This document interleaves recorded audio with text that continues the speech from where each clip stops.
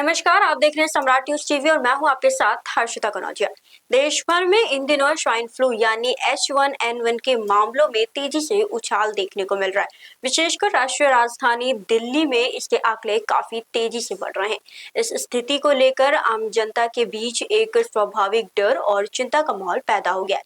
हालांकि इस बीच भारतीय आयुर्विज्ञान अनुसंधान परिषद की ओर से एक बेहद राहत भरी खबर सामने आई है। आईसीएमआर ने स्पष्ट तौर पर यह साफ कर दिया है कि देश में H1N1 का कोई नया खतरनाक स्ट्रेन या वेरिएंट नहीं पाया गया है। वैज्ञानिकों और चिकित्सा विशेषज्ञों का कहना है कि वर्तमान में जो वायरस फैल रहा है वो पूरी तरह से पुराना और जाना पहचाना ही है। सबसे बड़ी बात यह है कि ये मौजूदा फ्लू वैक्सीन से पूरी तरह मेल खाता है, जिसका सीधा मतलब यह है कि बाजार में उपलब्ध टीके इस संक्रमण से बचाव के लिए असरदार हैं।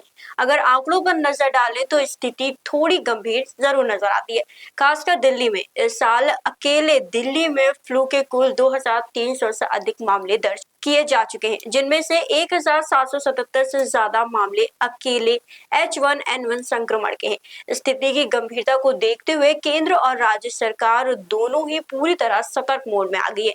केंद्रीय स्वास्थ्य मंत्री जेपी नड्डा ने हाल ही में देश में H1N1 की मौजूदा स्थिति की उच्च स्तरीय समीक्षा बैठक की है, जिसमें दिल्ली के स्वास्थ्य मंत्री पंकज कुमार सिंह भी विशेष रूप से उपस्थित रहे। इस बैठक में मुख्य उद्देश्य अस्पतालों की तैयारियों का जायजा लेना था।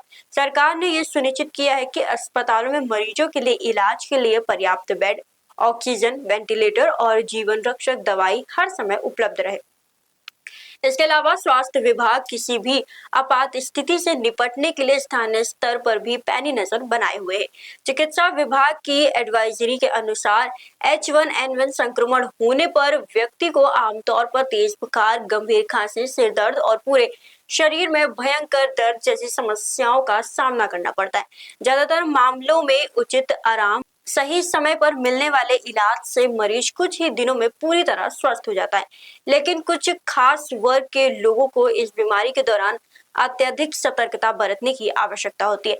इनमें मुख्य रूप से छोटे बच्चे, बुजुर्ग और वे लोग शामिल हैं जो पहले से ही किसी अन्य गंभीर बीमारी जैसे डायबिटीज, दिल की बीमारी या सांस से समस्या से जूझ रहे। इन संवेदनशील वर्गों के लोगों में संक्रमण के गंभीर रूप लेने का जोखिम काफी ज्यादा होता है, इसलिए इनके स्वास्थ्य में किसी भी प्रकार की गिरावट आने पर तुरंत चिकित्सीय सहायता लेनी चाहिए।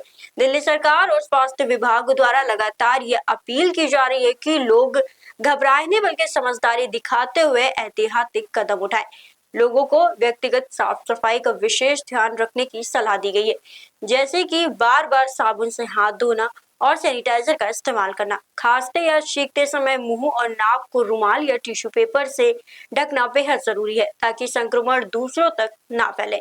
इसके अलावा जितना संभव हो सके भीड़ भाड़ वाले इलाकों से जाने से बचने की सलाह दी है।